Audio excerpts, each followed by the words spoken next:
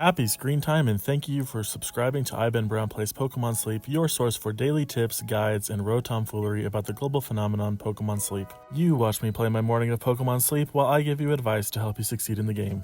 For those who are new here, today is our last day grinding at Cyan Beach, leveling up our dishes and our future ingredient specialists. This may not be a recurring segment, but I'm calling today Sun Data, as we explore what we can learn about the rate at which new sleep styles occur and what boosting them might mean, both for the Sleep Style Discovery Week coming this week and for Good Sleep Day events in the future. I am not a coder or a data miner, but I do have some tech savviness. But before we get into any of my theories, let's start with what we know and what we don't know. We know that there has to be some variable in the code that determines how likely you are to encounter a new sleep style.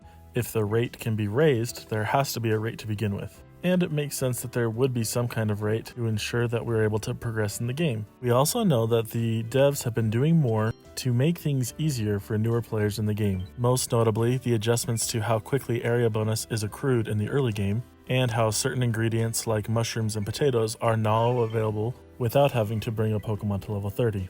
A new sleep style increased rate seems to be catering to this audience as well, allowing them to unlock new areas quicker, especially as they bring a new one into the game.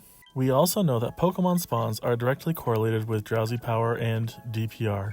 I put advanced in the video thumbnail, so I'm not going to explain what DPR is today. There are plenty of videos you can go watch about it if you have questions, and maybe we will do one later. What we don't know is what the rate is, how to take advantage of it, or maybe some data miner has figured this out and the information just hasn't come my way yet. I'm happy to be wrong. As I was thinking about how we might be able to figure this out, I remembered that in the early game, I was trying to figure out how the game worked, and I started tracking all of my sleep style data in a spreadsheet. Could this data be used to find out more about the rates for new sleep styles? Let's take a look together. Here is a chart of my new sleep styles over time, from when I was at Cyan Beach for a long stretch of the early game. Here is another chart that shows the average new sleep styles I got per day during each of those weeks. This chart shows the same trend, but using a 7-day rolling average for each day that I tracked. And I also tried to look at this across all of the weeks to see if I could notice anything regarding the average spawns on a day of the week. And basically over the course of all this data, I was averaging 1 spawn a day. But this actually didn't tell us anything new. We know that new sleep styles are going to decline over time because they're in limited supply. So then I went looking at the actual numbers that I tracked to see if I could find any trends. Here is that spreadsheet really condensed. The red numbers representing new sleep styles, the black numbers representing the associated rank for that Pokemon to spawn. Basically, I was on the right trail to discover DPR, but the data miners have done it better. It's a real Newton-Leibniz situation, if you know what I mean. And this data didn't give me any specific insights, but as I was pondering over it, I realized that a new sleep style rate is more likely about throttling progress than it is about encouraging progress. The devs don't want whales to be able to just pay their way to a filled out sleep dex. But I didn't give up here. I had one more idea. I realized that I might actually have more data to supplement my Cyan Beach data. And I did, but only a teeny tiny little bit. Basically, I was able to find a couple of old screenshots to map these miscellaneous points by indicating how many sleep styles I had at certain days. And then I used that to make this, which still doesn't really tell us anything. I don't think that we have enough data points to trust that trend line, as it is heavily influenced by those early data points. So in the end, this video is actually a video featuring bad analysis. Not all analysis is good. Sorry guys. I did try, or as Yoda would say, there is no try. In which case, I guess that makes this actually a fail video. And generally people find those videos to be funnier anyway, and since we're going for funny on this channel, mission accomplished. But I did come up with a new metric. If you take the number of sleep styles that you have and divide it by the number of sleep sessions you have, you will have an average new sleep styles per day calculated. This represents your personal sleep style rate for your account for its whole lifetime, which is why I can confidently say that my average new sleep styles per day is 1.1, which means next week I should get 7.7 new sleep styles at a very minimum, and if the rate is boosted, I might even get up to 8. Alright, thanks for bearing with me through all these jokes and a big letdown at the end. Let me pitch you my real theory. I think that we could reasonably assume that a new sleep style rate is RNG driven. So for example, we generate a number from 1 to 50 and we say if the number is lower than 7, you can get a new sleep style. If it's lower than 3, you can get another new sleep style. And if it's 1, you can get 3 new sleep styles. Then as DPR calculates, if it pulls in a sleep style you don't have, it checks against that number. And if you are eligible for the number of new sleep styles you found, you get them. Otherwise, it picks a couple of them and re-rolls them. And so theoretically, if this was the case, increasing the rate would just mean increasing the base rate for those numbers. So in my example, we could move 7 to 14, we could move 3 to 6, and we could move 1 to 2 or 1. The most sleep styles I ever got in a day was 3 in my data, but someone could disprove me if it could go higher than that. But anyway, these are just theories, and I am a failed analyst, so let me know if you have any questions. Today's Pokemon showcase is going to feature Pike. Pike is one of the first Squirtles I caught in this game, back before I knew anything about what was good or what was not.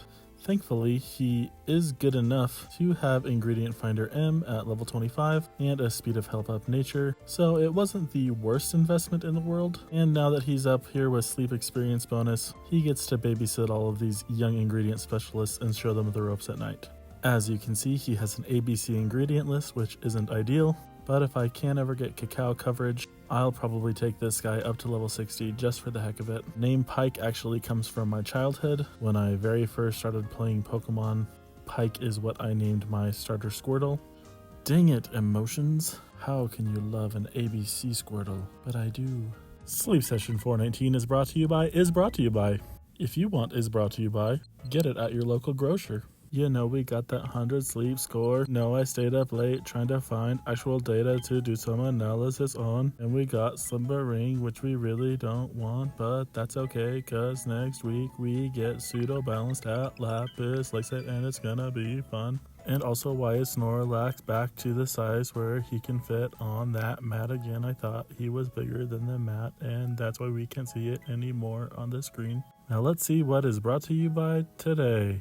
We've got Totodile, we've got Spheal, we've got Quaxly, we've got Quagsire, we've got Bonsly, we've got Cramorant, we've got Wartortle, and I think that's everyone. All the friends are here.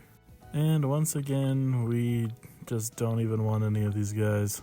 So I guess it's a toss-up between Spheal and Totodile, or if something else is hungry, we might consider it. Quaxly is hungry. Sorry, dude, we don't want your candies today. We're just gonna go get Totodile, because we could always use a better Totodile. We want to build an army of Totodile over the next 7 years, and we are on track. Alright guys, sorry I'm getting a little bit loopy here.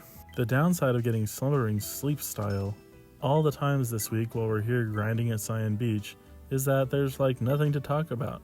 If we were getting Dozing, if we were getting Slumbering, and we were getting those other Pokemon spawns, I could keep telling you about the ingredients that we need, and I guess I could be telling you about this right now, but I want to keep it relevant, you know? But for now, we'll just stream about this future Totodile army.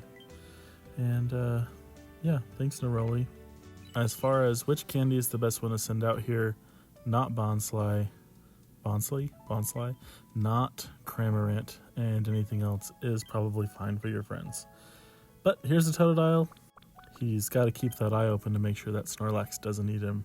I wonder if a Totodile tastes... Hey! 20,000 Dream Shards, that's what we like to see. And now we're going to rate this Pokemon. Don't Toto that dial!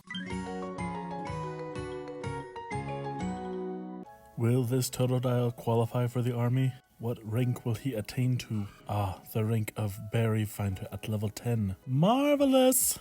Marvelous, sir. Alright, well, we know we got Berry Finding S. Let's see if we got anything else good. Skill Trigger S is neutral.